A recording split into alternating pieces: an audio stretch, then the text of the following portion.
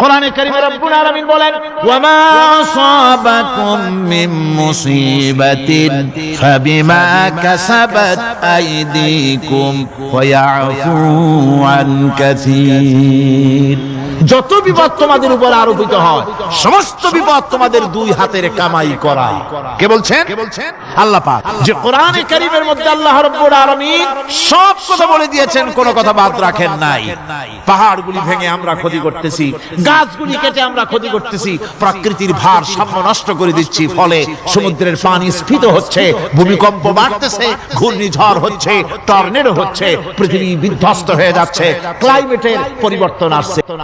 এই যে অবস্থা, এই অবস্থা শুধু বাংলাদেশে নয়, গোটা পৃথিবীতে ক্লাইমেটের একটা বিরাট পরিবর্তন আসতেছে, একটা বড় রকমের পরিবর্তন আসতেছে। এর কারণ হচ্ছে পৃথিবীর মানুষেরা নিজেরাই প্রকৃতির ভারসাম্যকে নষ্ট করে দিয়েছে। এই ভারসাম্য নষ্ট হওয়ার কারণে আবহাওয়ার পরিবর্তন হচ্ছে, সামুদ্রিক জলোচ্ছ্বাস বাড়তেছে, ভূমিকম্প, আগ্নেয়গিরি ইত্যাদি হচ্ছে এবং পৃথিবীর মানুষ বিধ্বস্ত হচ্ছে। বলতেছিলাম যে কোরআনে কারীমের মধ্যে আল্লাহ পাক সব কথা বলে রেখেছেন। যদি জানতাম, বুঝতাম, তাহলে এই অবস্থার সৃষ্টি হতো না। এটা বিজ্ঞানের বই নয়, রাজনীতির বই নয়, সমাজনীতির বই নয়, বরং সমস্ত নীতিমালার উচ্চ, জ্ঞানের উচ্চ হচ্ছে আল কোরআন। জ্ঞানের উচ্চ কি? আরো জোরে বলেন, জ্ঞানের উচ্চ কি? আল কোরআন। পবিত্র কোরআনে এমন এমন ঘটনা আল্লাহ পাক বলেছেন যা ষষ্ঠ শতাব্দীর দুনিয়া এ সম্পর্কে কিছুই জানতো না।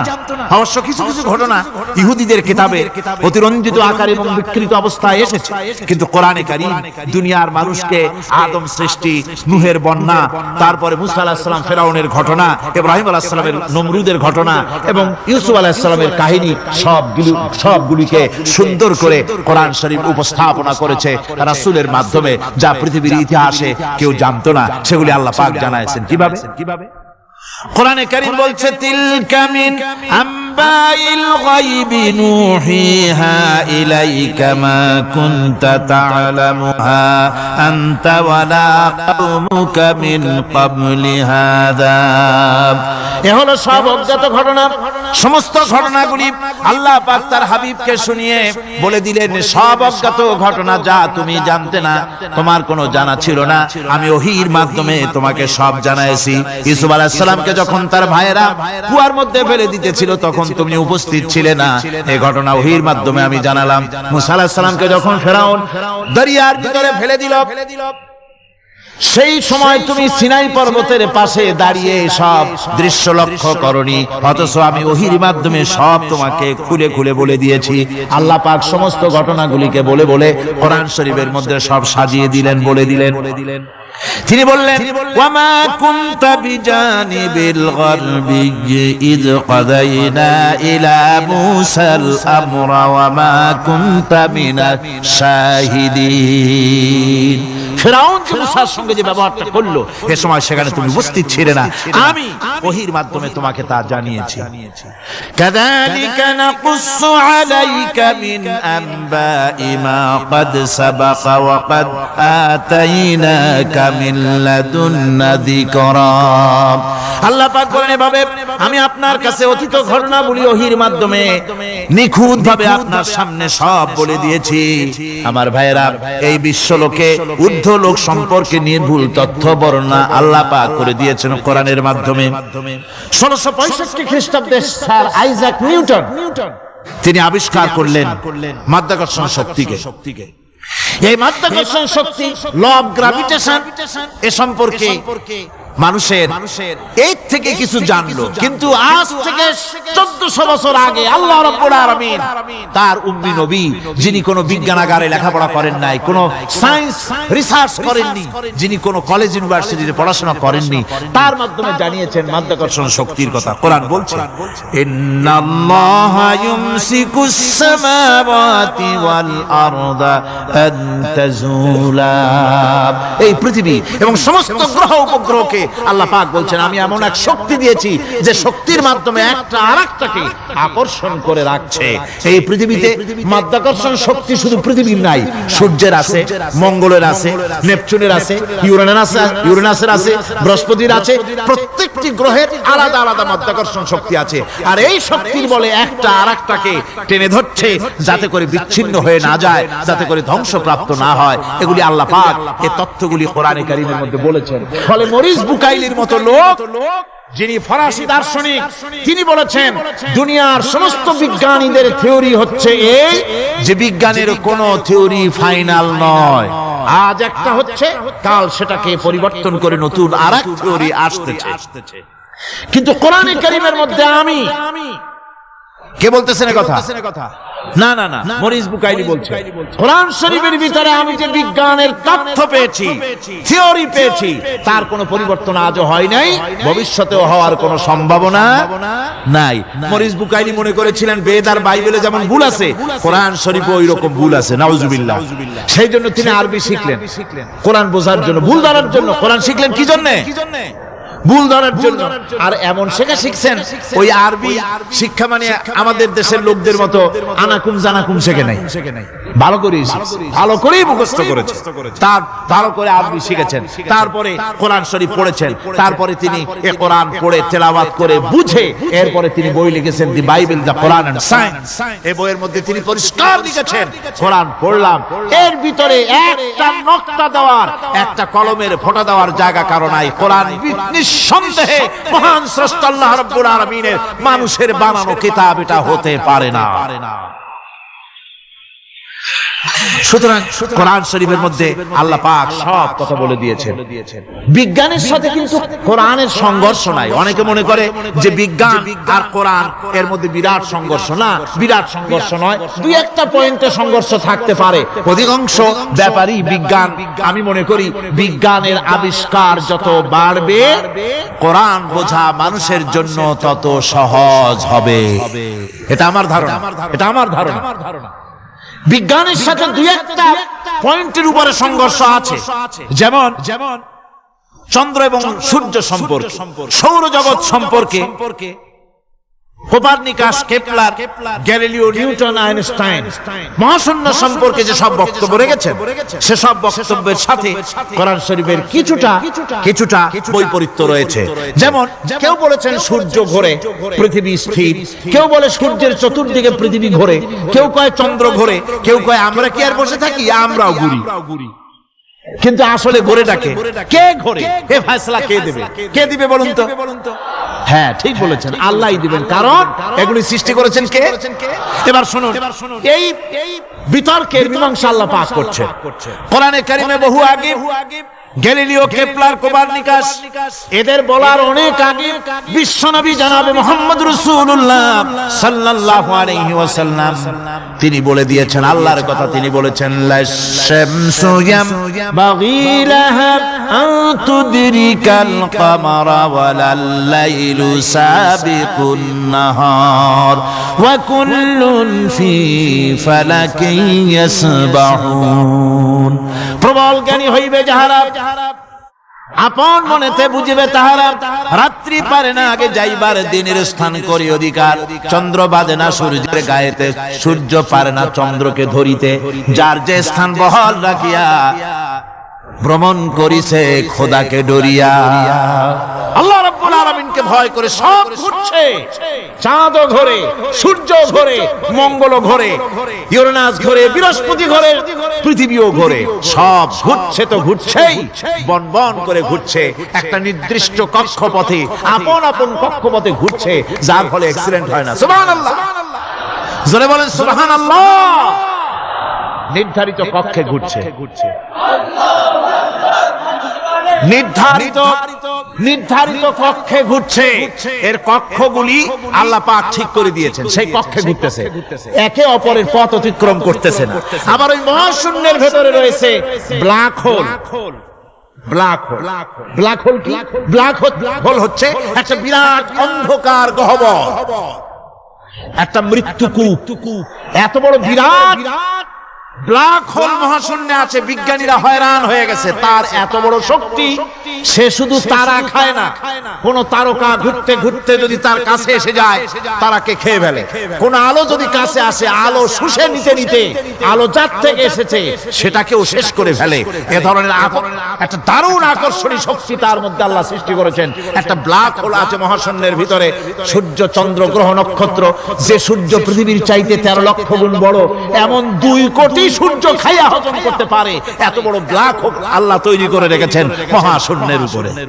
রয়েছে মিল্কি ওয়ে, রয়েছে গ্যালাক্সি, অন্তত 10,000 কোটি 10 সহস্র কোটি তারকা দিয়ে সমৃদ্ধ গ্যালাক্সি মিল্কি ওয়ে, যেটা অন্ধকার রাত্রে তারকা সজ্জিত রাতে উত্তর দক্ষিণ দিকে টানা একটা পথের মতো দেখা যায়। এটা হচ্ছে গ্যালাক্সি, এটাকে বলা হয় মিল্কি ওয়ে। এটা হচ্ছে ছায়াপথ। অসংখ্য তারকা এর মধ্যে রয়েছে। কত বড় বড় তারকা, অনেক দূরে, তাই আমরা দেখি বিন্দু বিন্দু। আসলে কি বিন্দু না, কত বড় জানেন? বিজ্ঞানীরা বলেছেন দৈত্যের মতো বিরাট বিরাট তারকা আছে, যে সূর্য পৃথিবীর চাইতে 13 লক্ষ গুণ বড়। এরকমের সূর্য অন্তত 3 কোটি সূর্য খাইয়া হজম করতে পারে, এরকম অসংখ্য তারকা মিল্কি ওয়ের ভিতরে আল্লাহ সৃষ্টি করেছেন। সুবহানাল্লাহ সুবহান সুবহান। আর মানুষ লাফায়, 4 আঙ্গুল মানুষ খালি লাভ দেয় মোষ কতগুলো রাখিয়া। কোন আনন্দে লাফা, কি শক্তি তোমার! মহাশূন্যের তুলনায় এই পৃথিবীর অবস্থান কি জানেন? এই জন্য যত বেশি পড়াশোনা করবেন মাথা নত হয়ে যাবে। কমিউনিস্ট হয় ছাগলেরা, বুদ্ধিমান কোনোদিন কমিউনিস্ট হয় না। কারা কমিউনিস্ট হয়? ছাগলগুলি, যাদের আকল নাই, যাদের জ্ঞান নাই, বুদ্ধি নাই, ওরাই কমিউনিস্ট হয়। কোন চিন্তাবিদ, কোন বিজ্ঞানী কমিউনিস্ট হয় না। মাথা নত হয়ে যায়, আল্লাহর এই সৃষ্টি দেখে পাগল হয়ে যায়। নিঃসন্দেহে আল্লাহ আছেন, নইলে পরে এগুলি হয় কি? আমি চিন্তা করে পাই না কমিউনিস্ট হয় কেমন, কতখানি পাগল হইলে হয়। ছোট্ট একটা রুমাল দেখলে মনে করি কোন তাঁতি এটারে বানাইছে। একটা এই কি জানি কয় মাইক দেখলে মনে করি কেউ এটাকে বানাইছে। টেবিল দেখলে মনে করি কেউ বানাইছে। ফ্রিজ দেখলে মনে করি বানাইছে কেউ। একটা সুই দেখলে মনে করি কেউ এটাকে বানাইছে। আর এই বিশাল পৃথিবী, ওই বিশাল আকাশ, কমিউনিস্টরা কয় এমনি এমনি হইছে। কয় বোতল খায় দৈনিক আল্লাহ জানে। আমার বন্ধুগণ, মাথা নত হয়ে আসবে চিন্তা করলে কি বিশাল সৃষ্টি আল্লাহ পাকের। এই ছায়াপথ, এই গ্যালাক্সি, এর তুলনায় পৃথিবীর অবস্থান কোথায়? পৃথিবীর অবস্থানটা হচ্ছে আমার হাতে একটি কলম। এই কলমটা কাগজের উপরে আমি যদি এই নিপটা রাখি, কাগজের ভিতরে নিপে যতটুকু জায়গা টাচ করবে, মহাশূন্য গ্যালাক্সি মিল্কি ওয়ে, আল্লাহর এই মহাশূন্যের তুলনায় পৃথিবীর অবস্থান একটা কলমের নিপে যতটুকু জায়গা নাই, এর থেকে বেশি নয়। এই যদি হয় পৃথিবী, তাহলে সেই পৃথিবীর মানুষ আপনি কতটুকু? সলিমুদ্দিন বসিরুদ্দিন খালি লাফা। আমার বন্ধুগণ, লাভের চোটে বলে হ্যান করেঙ্গে ত্যান করেঙ্গে, লাঠি কে আন্দার মুগুর ভরেঙ্গে। কয়দিন পর শোনা যায় শীত হয়ে পড়ছে, কিছু নাই। সুতরাং আল্লাহ পাকের অসীম সৃষ্টি জগৎ, এর সঙ্গে বিজ্ঞানের সংঘর্ষ কম, 2-1টা পয়েন্টে আছে। বাকি সবগুলিতে বিজ্ঞানের আবিষ্কার যত বাড়তেছে, আল্লাহরে চেনা, সৃষ্টি জগৎকে জানা মানুষের জন্য তত সহজ হচ্ছে। এই কথাগুলি আমি সামনের দিকে আরো বলবো ইনশাআল্লাহ। সবাই বলেন ইনশাআল্লাহ, যাতে আমাদের বুঝে আসে। আর রহমান আল্লামাল কোরআন, কোরআন শিখিয়েছেন আমাদেরকে। রহমান এমন নিয়ামত দিয়েছেন যার মধ্যে সব আছে। মানুষ সৃষ্টির ব্যাপারে, মানব সৃষ্টির ব্যাপারে নির্ভুল তথ্য যদি পেতে হয়, তাহলে কার কাছে যাব? জোরে কর। আল্লাহর কাছে যেতে হবে। আর আল্লাহর কাছে না যাইয়া মানব সৃষ্টির রহস্য যদি জানতে যাই ডারউইনের কাছে, তাহলে আপনার মামু হবে সুন্দরবনের বান্দরেরা। ঠিক কিনা? বান্দরেরা হবে মামু, সিম্পাজি ওরাং ওটাং হবে আপনার নানার দাদা। তার কারণ দারুইন সাহেব বলেছেন মানুষ এর পূর্বপুরুষ হলো বাঁদর, শিম্পাজি, ওরাং ওটাং। এটা হলো তার থিওরি অফ ইভলিউশন, বিবর্তনবাদের। এই বিবর্তনবাদের থিওরি পেশ করতে গিয়ে তিনি বলেছেন মানুষ হলো বান্দরের জাত। আরে বেটা, তুই বান্দরের জাত। নিজের লেজ কাটিয়া সকলের লেজ কাটা আরম্ভ করতে যাচ্ছে। কি পাগলের পাগল, মানুষ হয়েছে বান্দরের জাত। আশ্চর্য কথা। কেমনে কইলে? তো বললো যে শিম্পাজি দেখছে, তো সে শিম্পাজি দেখে তার মনে হয়েছে যে মানুষ ওইরকমই তো দেখা যায়, তো মানুষ বুঝি বান্দর থেকেই আসছে। আমি বলি পৃথিবীতে এমন পাগল আমি কোনোদিন দেখিও নাই, শুনিও নাই যে কোন পাগল পাবদা মাছ দেখে বলেছে যে এটা হচ্ছে বোয়াল মাছের পূর্বপুরুষ। টাকি মাছ দেখে কোন ছাগলেও বলেছে আজ পর্যন্ত যেটা হলো শোল মাছের পূর্বপুরুষ। পুঁটি খাইতে খাইতে আস্তে আস্তে বিরাট শোলে পরিণত হয়ে গেছে, কোন পাগলেও বলে। আচ্ছা, মেনে নিলাম দারুইন সাহেবের থিওরি, মেনে নিলাম 1 সেকেন্ডের জন্য যে বান্দর থেকেই মানুষ হইছে। এখনো তো বানর প্রজাতি আছে না শেষ হয়ে গেছে? আছে কিনা? তাহলে সুন্দরবনে যান, যে দেখুন কোন বাঁদর কি এ পর্যন্ত দেখা গেছে যে কোমর পর্যন্ত মানুষের মতো হয়ে গেছে। আর একটু দুধ আর পনির আর একটু এই শুটকি মাছ লট্টা ফিশ খাওয়াইলে আর কদিনের মধ্যে এই বান্দরটা মানুষ হয়ে যাবে। হইছে এরকম? বাঁদরের 12 আনা মানুষ হয়ে গেছে, 14 আনা মানুষ হয়ে গেছে, আর অল্প একটু বাকি। এরকম দেখা গেছে কোথাও? দেখা যায়নি। এগুলি পাগলামি কথা, পাগলামি। মানুষ বানর থেকে আসেনি, মানুষ ওরাং ওটাং থেকে আসেনি, মানুষ শিম্পাজি থেকে আসেনি। মানুষ এসছে কোত্থেকে? এটা জানতে হলে এই নির্মূল তথ্য জানার জন্য আসতে হবে কোরআনের কাছে। কার কাছে? আল্লাহ রাব্বুল আলামিন তার হাবিবের মুখ থেকে মানব সৃষ্টি রহস্য তিনি উদ্ঘাটন করে দিয়েছেন। তিনি বলেছেন, দুনিয়াবাসীকে শুনিয়েছেন, ফালয়ানজুরিল ইনসানু মিম্মা খুলিকা মিম্মা ইন দাফিকিন ইয়াখরুজু মিন বাইনিস সুলবি ওয়াত তারাইব। আল্লাহ পাক বলেন, মানুষ কি তার সৃষ্টি রহস্য দেখে না? কেমনে তাকে আমি সৃষ্টি করেছি? মায়ের বক্ষ পিঞ্জর থেকে, বাপের পৃষ্ঠ থেকে সবেগে নির্গত এক ফোঁটা নাপাক পানি দিয়ে আমি আল্লাহ মানুষকে সৃষ্টি করেছি। বান্দর থেকে নয়, ওরাংওটাং থেকে নয়, শিম্পাজি থেকে নয়। মানুষের অরিজিন মানুষ। আদম থেকে তোমরা জন্মগ্রহণ করেছো, আদম এসেছে মাটি থেকে, তোমরা এসেছো আদম থেকে। সুবহানাল্লাহ। এটাই হলো মানব সৃষ্টির রহস্যের কথা আল্লাহ পাক বলে দিয়েছে। অন্যত্র আল্লাহ বলে, ইন্না খালাকনাকুম মিন তুরাবিন সুম্মা মিন নুতফাতিন সুম্মা মিন আলাকাতিন সুম্মা মিন মুদগা। নিষ্প্রাণ মাটি থেকে তোমার উৎপত্তি হয়েছে, আর এই নিষ্প্রাণ মাটি দিয়ে তোমাকে তৈরি করা হয়েছে। এগুলি মাতৃগর্ভের ভিতরে গিয়া নাপাক পানি ফোঁটা জমাট রক্ত হয়েছে, গোশত হয়েছে, তারপরে মানুষের আকৃতি দিয়েছি, আর এরপরে বাচ্চার আকারে মায়ের পেট থেকে আমি আল্লাহ মানুষ করে তোমাকে বের করেছি। সুতরাং মানব সৃষ্টি রহস্যের কথা বিজ্ঞানের সাথে যেটা সাংঘর্ষিক হবে কোরআনের সাথে, আমরা সেটা মানতে পারি না। আমাদেরকে মানতে হবে মূল জ্ঞানের কিতাবটা। মূল জ্ঞানের কিতাব কোনটা? জোরে কোন তো কোনটা? কোরআন। এখানে সব কথা আল্লামাল কোরআন। কোরআন শিখিয়ে মানুষকে আল্লাহ পাক সবচেয়ে বড় দয়া করেছেন, এর থেকে বড় দয়া আর হয় না। কোরআন শিখিয়েছেন আমাদের, যার মধ্যে সমস্ত তথ্যের কথা আল্লাহ পাক বলেছেন।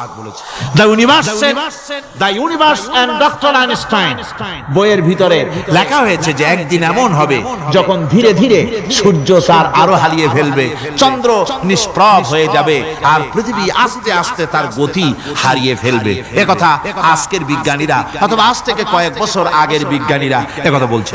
কিন্তু রাসূল করিম সাল্লাল্লাহু আলাইহি ওয়াসাল্লামের মুখ থেকে আজ থেকে 1400 বছর আগে, যিনি বিজ্ঞানাগারে মোটেও পড়াশোনা করেন না, লিখতে জানেন না, পড়তে জানেন না, সই করতে জানেন, বিজ্ঞান আসছে কথা বলছে, সেই কথা 1400 বছর 1500 বছর আগে রাসূল করিমের মুখ থেকে আল্লাহ পাক বলছেন। কোরআনে কারীম বলছে, ইয়াসআলু আইয়ানা ইয়াউমুল কিয়ামা ফাইদা বারিকাল বাসারু ওয়া খাসাফাল কামারু ওয়া জুমিআশ শামসু ওয়াল কামার। হে রাসূল, রাসূলের কাছেরা জিজ্ঞাসা করে কিয়ামত কবে হবে? আল্লাহ পাক বলেন, বলে দিন যেদিন চন্দ্র তার আলো হারিয়ে ফেলবে, যেদিন সূর্য তার আলো হারিয়ে ফেলবে, আর চন্দ্র আর সূর্য সব একাকার হয়ে যাবে।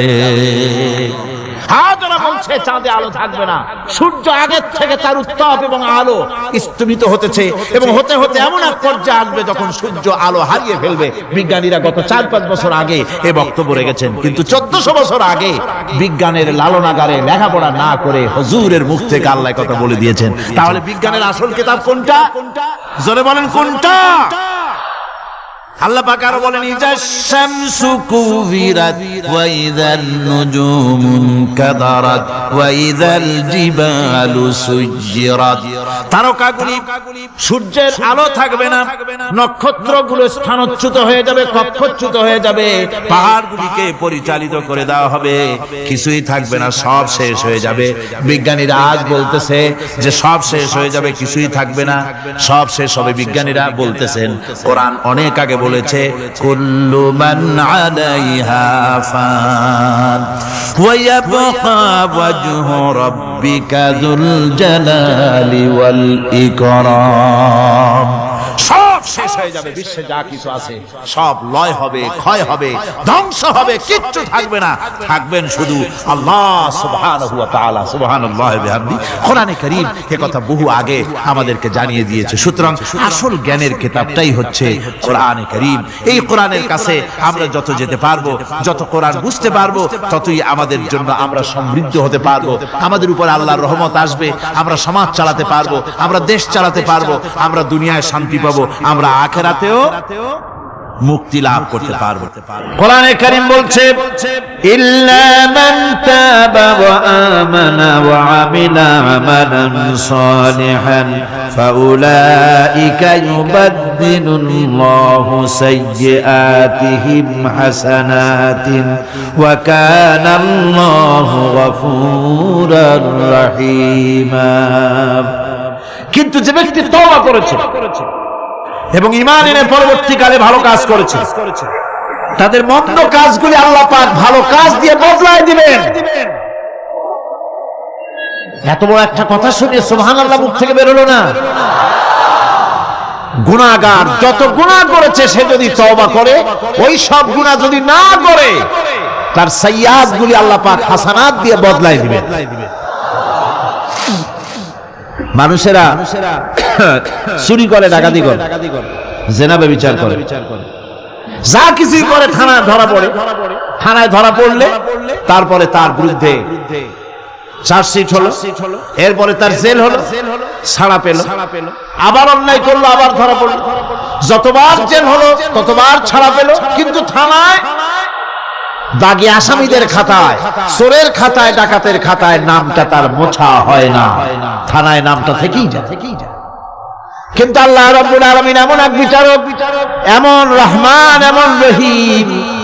মানুষ যদি গুনাহ করে, যত বড় গুনাহ করুক, এই গুনার পরে সে যদি অনুশোচনা করে, তওবা পড়ে, গুনাহ থেকে যদি ফিরে থাকে, আর যদি সেই গুনাহ না করে, আল্লাহ পাক বলেন শুধু মাফ করি না, গুনার খাতায় যে নামটা ছিল, নামটাও আমি আল্লাহ মুছে ফেলে দেই। এই হচ্ছে রহমান, এই হচ্ছে রহিম, এই হচ্ছে তার অফুরন্ত দয়া, যে দয়ার কোনো শেষ নেই। এক্ষেত্রে আল্লাহ রাব্বুল আলামিন তার দয়া ও ক্ষমার বিশাল ব্যক্তির কথা উল্লেখ করেছেন, যার কোনো সীমা নেই। কোরআনে কারীম বলছে, قل يا عبادي الذين أسرفوا على أنفسهم لا تقنطوا من رحمة الله। হে আমার ওই সব বান্দাগণ যারা নাকি পাপাচার করে অশ্লীলতার মধ্যে নিমজ্জিত হয়ে নিজেদের জীবনকে নষ্ট করেছে, তোমরা অনাচার, তোমার অনাচার যত কঠিন হোক, যত বেশি হোক, আমার রহমত থেকে নিরাশ হও না। সুবহানাল্লাহ, আমার রহমত থেকে নিরাশ হও না। যত বড় পাপ করে থাকো, আমার রহমত থেকে নিরাশ হও না। ইন্নাল্লাহা ইয়াগফিরুয যুনুবা জামিআ ইন্নাহু হুয়াল গফুরুর রহিম। যদি তওবার মতো তওবা করতে পারো, যদি চোখের পানি দিয়া আল্লাহ পাককে রাজি করাইতে পারো, আল্লাহ পাক বলেন বান্দা যদি তওবা করে, খাঁটি যদি তওবা করে, জীবনে ওই সব গুনাহ যদি আর না করে, আল্লাহ পাক বলেন জিন্দেগীর সকল গুনাহ আমি রব্বুল আলামিন মাফ করে দেব। তিনি গফুর, তিনি রহিম, ক্ষমাশীল এবং দয়াবান। এত দয়া যে দয়ার কোনো শেষ নাই। আল্লাহ পাকের দয়াকে, তার রহমতকে, তার করুণাকে তিনি 100 ভাগ করেছেন। এই 100 ভাগে 1 ভাগ গোটা পৃথিবীতে তিনি ছড়িয়ে দিয়েছেন। আর 99টা ভাগ কার কাছে? এবার চিন্তা করুন, 100 ভাগের 1 ভাগ দুনিয়ায় ছড়িয়ে দেওয়ার পর তার থেকে আমরা যতটুকু ভাগে পেয়েছি, এর মহব্বত, স্ত্রীর প্রতি মহব্বত, মেয়ের প্রতি মহব্বত, ছেলের প্রতি মহব্বত, মায়ের প্রতি মহব্বত, পিতার প্রতি মহব্বত, বন্ধুর জন্য মহব্বতে আমরা জানও দিয়ে দিতে পারি, এমন আমাদের ভালোবাসা, এমন আমাদের মহব্বত। কথা ঠিক কিনা?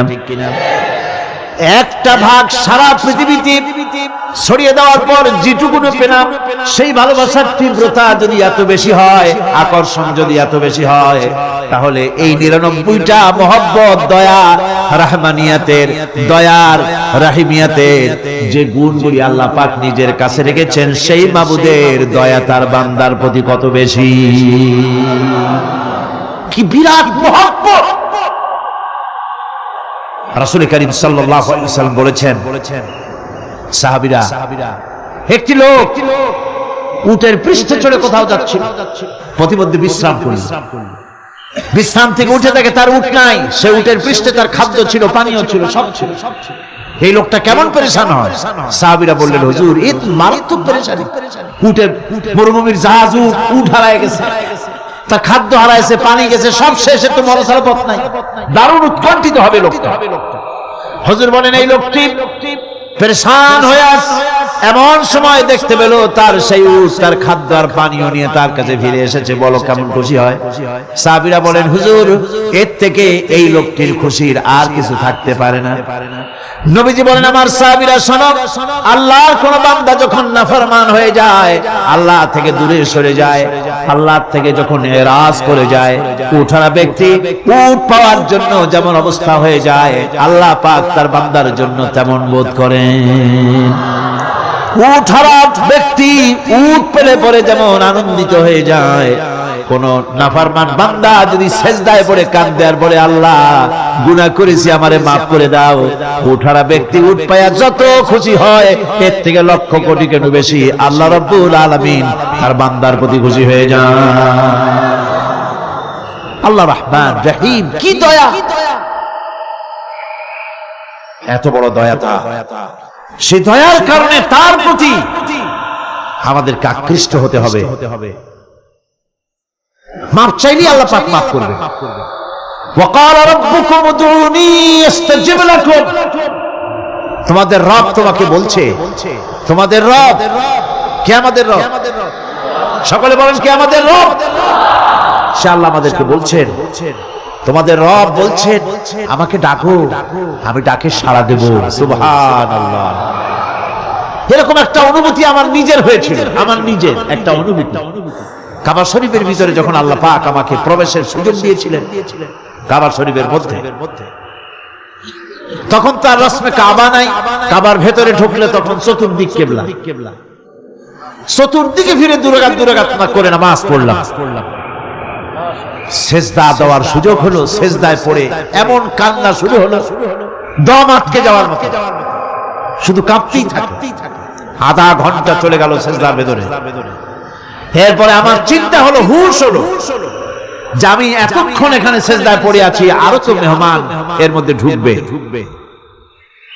কিছু রাষ্ট্রীয় মেহমান ছিল, দুনিয়ার বিভিন্ন দেশ থেকে তারা দাওয়াত দিয়েছিল। তো সেই মেহমানরা ঢুকতে পারবেন, এর মধ্যে 18-20 জনের বেশি লোক ধরে না। তা আমি অন্যের হক বোধহয় নষ্ট করছি, এই অনুভূতি না আসলে আমি কতক্ষণ সেজদায় পড়ে থাকতাম আল্লাহই জানে। আমি যখন সেজদা থেকে মাথা তুললাম, দরজার দিকে যখন তাকিয়েছি, ঠিক আমার চোখটা গিয়ে পড়লো দরজার সেই অংশে যেখানে লেখা আছে, ওয়াকাল রাব্বুকুম উদউনি আস্তাজিব লাকুম। আমি আবার ফুফায় ফুফায় কাঁদলাম, আল্লাহ আমি আমার দায়িত্ব পালন করেছি, আমি তো আমার রবকে ডেকেছি।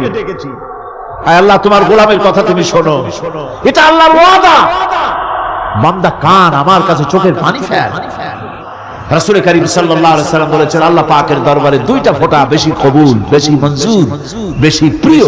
একটি হচ্ছে জিহাদের ময়দানে যে রক্ত ফোঁটা পড়ে সেই রক্ত ফোঁটা, আর একটি হচ্ছে আল্লাহর ভয়তে চোখ থেকে যে পানি ফোঁটা পড়ে, এটি আল্লাহর কাছে দারুণ। গুনার কারণে কলবের ভিতরে কলব জং আলুদা হয়ে গিয়েছে, গুনার কারণে কলব তো নষ্ট হয়ে গিয়েছে, জং পড়ে গেছে। জং বোঝেন না? বোঝেন না? হ্যাঁ, মরিচা, মরিচা, জং হচ্ছে মরিচা, লোহায় মরিচা পড়ে। গুনাহ করতে করতে কলবের মধ্যে মরিচা পড়ে যায়।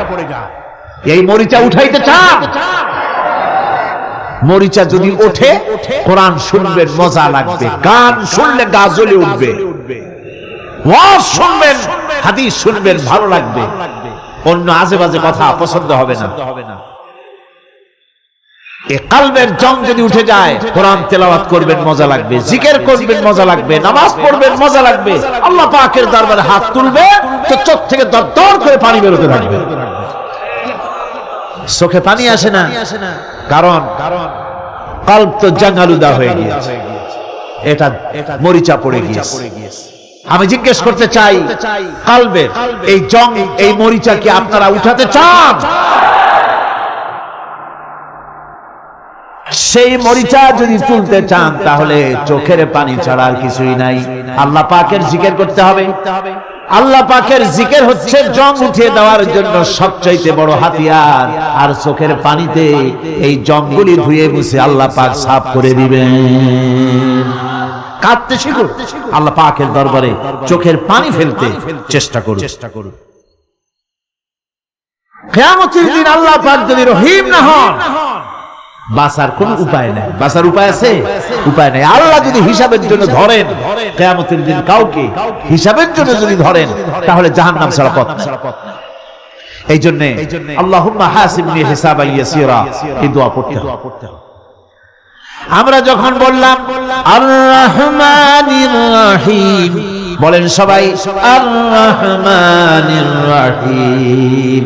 আবার প্রশ্ন হয়, বান্দা বুঝলাম, আরো কোন কোয়ালিটি, আরো কোন বৈশিষ্ট্য তার আছে নাকি? আমরা বলি মালিকি ইয়াউমিদ্দিন,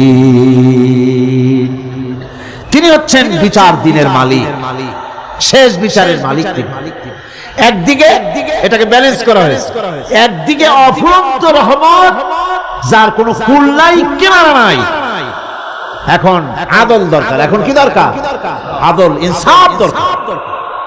আল্লাহ পাক একদিকে অফুরন্ত রহমত আর নিয়ামত দিয়ে পৃথিবীকে ছেড়ে গেছে, অপর দিকে বলেছেন আমি হচ্ছি বিচার দিনের মালিক, সেদিন আমি বিচার করব।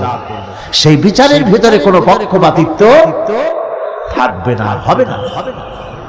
সেখানে তিনি হবেন হাকামুল হাকিমিন, ওইটা হবে সুপ্রিম কোর্টের সুপ্রিম কোর্ট।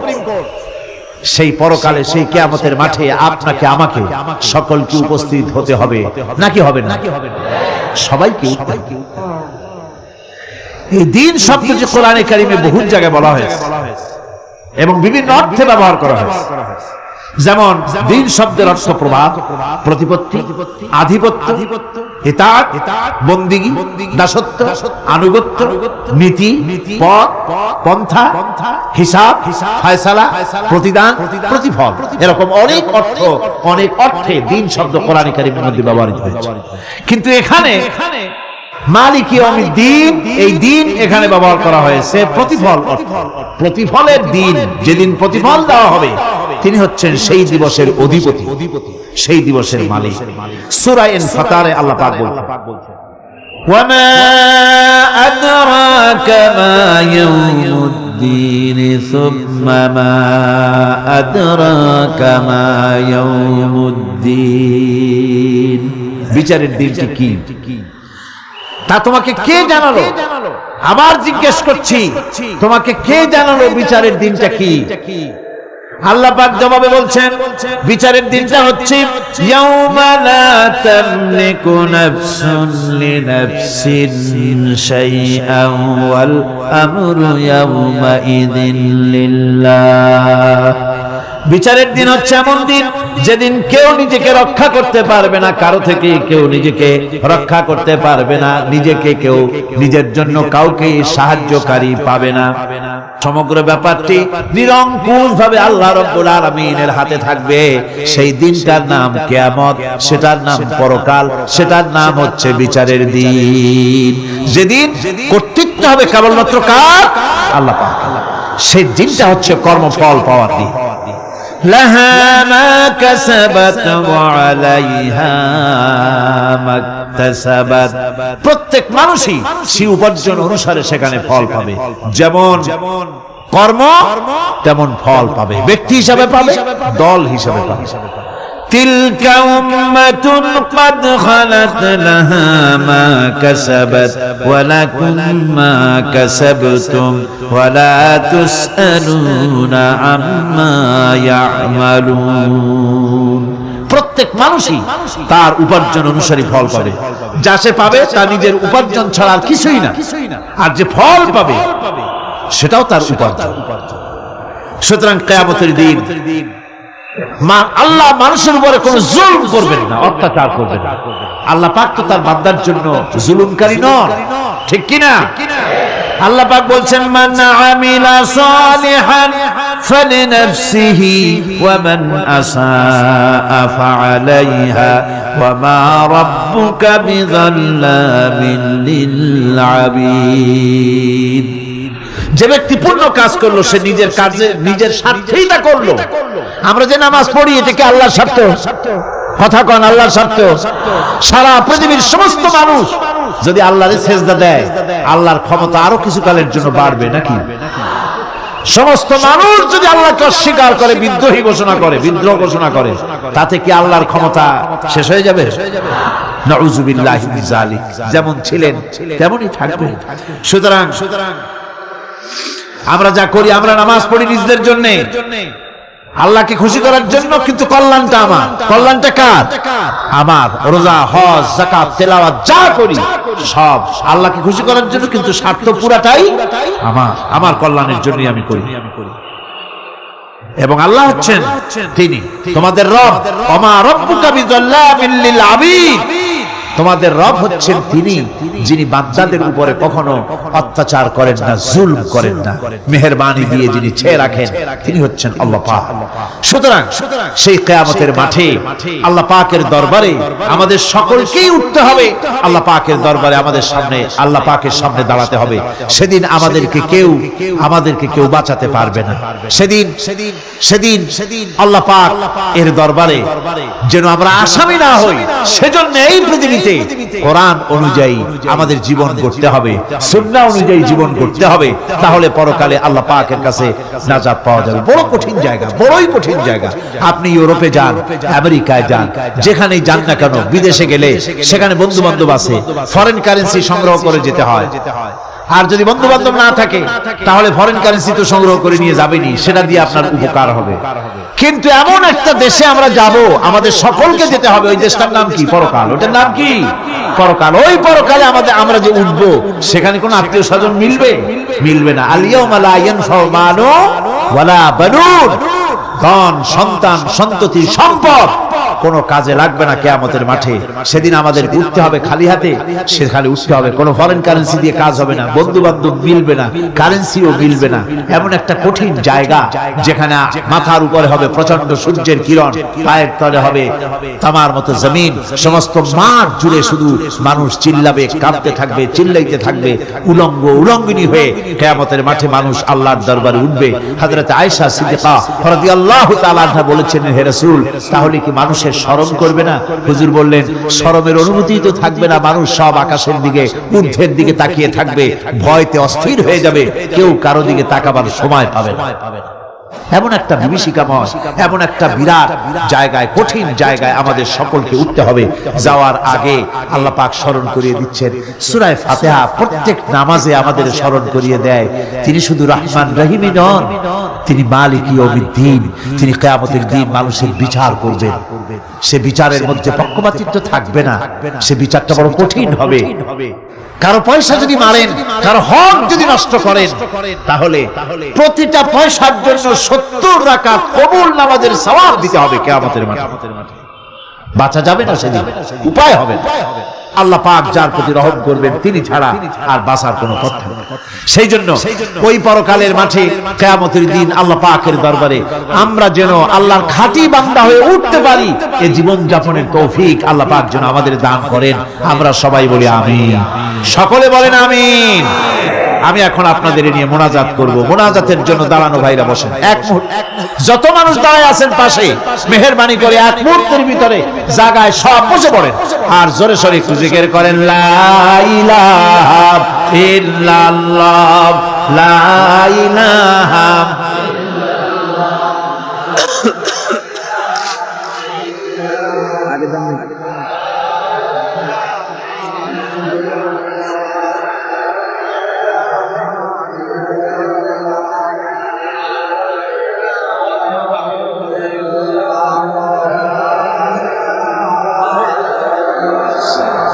লা ইলাহা ইল্লাল্লাহু মুহাম্মাদুর রাসূলুল্লাহ। আল্লাহ আল্লাহ আল্লাহ আল্লাহ আল্লাহ আল্লাহ।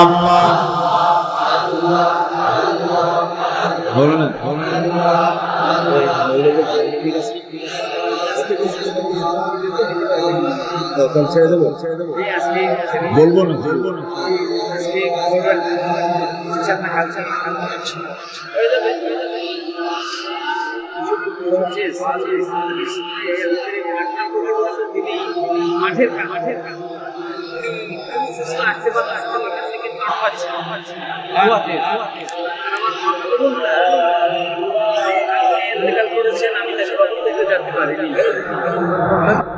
লা ইলাহা ইল্লাল্লাহু মুহাম্মাদুর রাসূলুল্লাহ।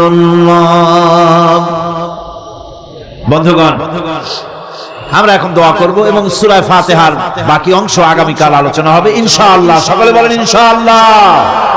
আমরা নামাজের মধ্যে এমন একটি সূরা পড়ি অথচ তার অর্থ ব্যাখ্যা আমাদের অনেকেরই জানা নাই। বিরাট নিয়ামত এর ভিতরে রয়েছে। এক কথায় গোটা কোরআন শরীফে যা আছে তার সারাংশ সূরা ফাতিহা। সুবহানাল্লাহ। আজকে আমরা মুনাজাত করব। মুনাজাতের পরে এশার নামাজের আযান হবে বা জামাত, এশার নামাজ এখানে আদায় হবে। আপনারা সবাই জামাতে শরীক হবেন। আল্লাহুম্মা আমিন। রব্বানা যালামনা أنفسنا وإن لم تغفر لنا وترحمنا لنكونن من الخاسرين। আয় আল্লাহ তাআলা,